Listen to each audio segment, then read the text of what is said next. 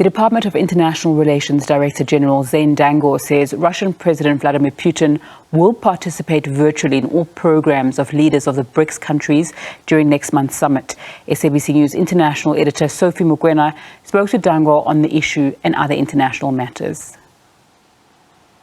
With the issue of the President of the Russian Federation, Vladimir Putin, being resolved, the focus now is on the state of readiness of South Africa in relation to the BRICS summit. With me, I have the DG of the Department of International Relations, who is going to speak to us about issues that are related to the policy of South Africa, but above all, the issue of the BRICS summit.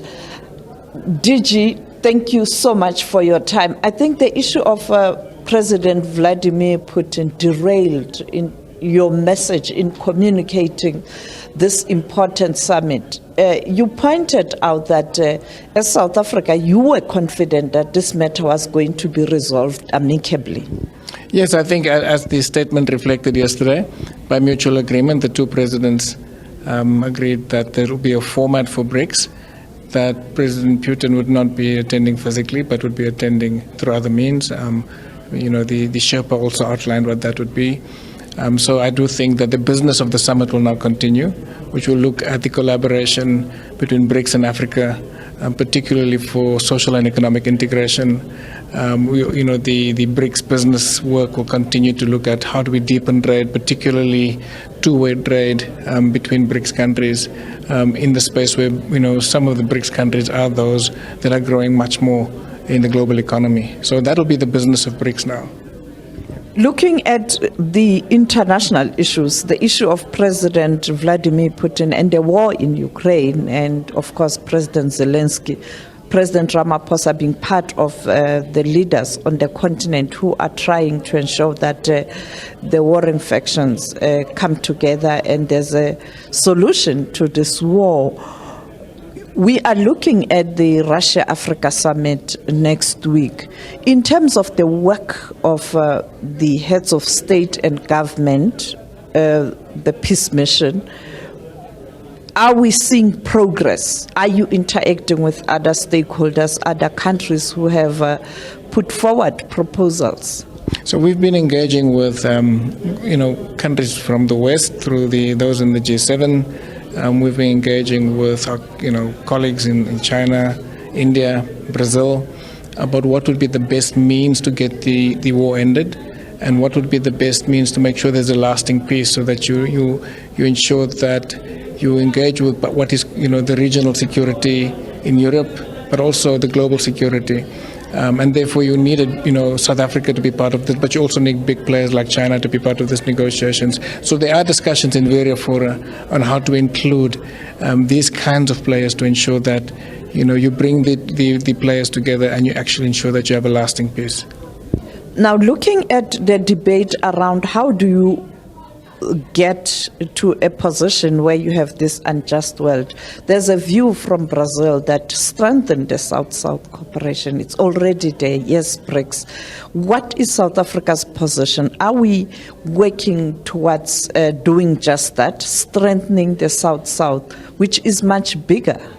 Yes, I think the first port of call for us is to, IPSA has always been there, but to strengthen IPSA, to make sure that IPSA is more prominent in global affairs, but also, IPSA is also part of BRICS. IPSA is also part of the G20. So, you have the opportunity to use the IPSA platform to also advance key messaging from the South. And there will be a meeting on the margins of the UN between the heads of state of IPSA to discuss some of these matters. Turning to other issues in relation to the world, how we are perceived as a country, there's still this question. South Africa is not neutral on these issues. What is your message? So our message is becoming clearer, I think. I think the fact that South Africa is indeed non-aligned is being appreciated much more.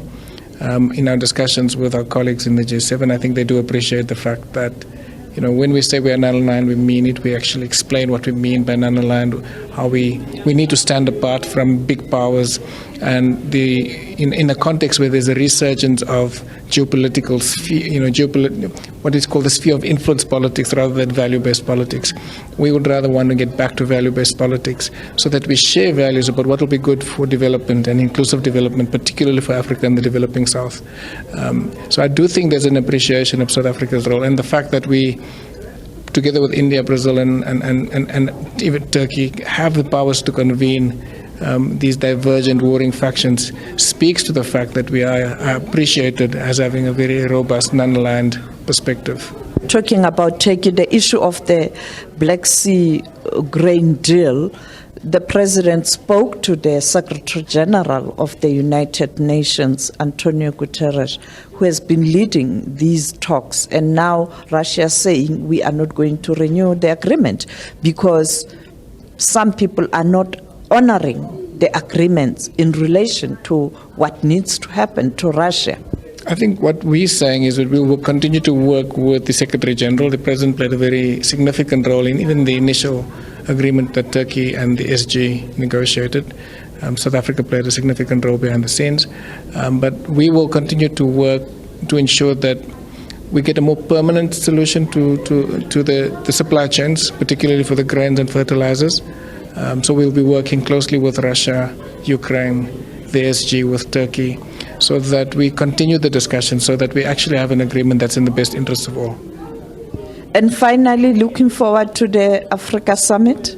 So the Africa Summit, as you know, the President will be leading the South African delegation, and part of what they will do is continue where they left off in St. Petersburg around the peace initiatives.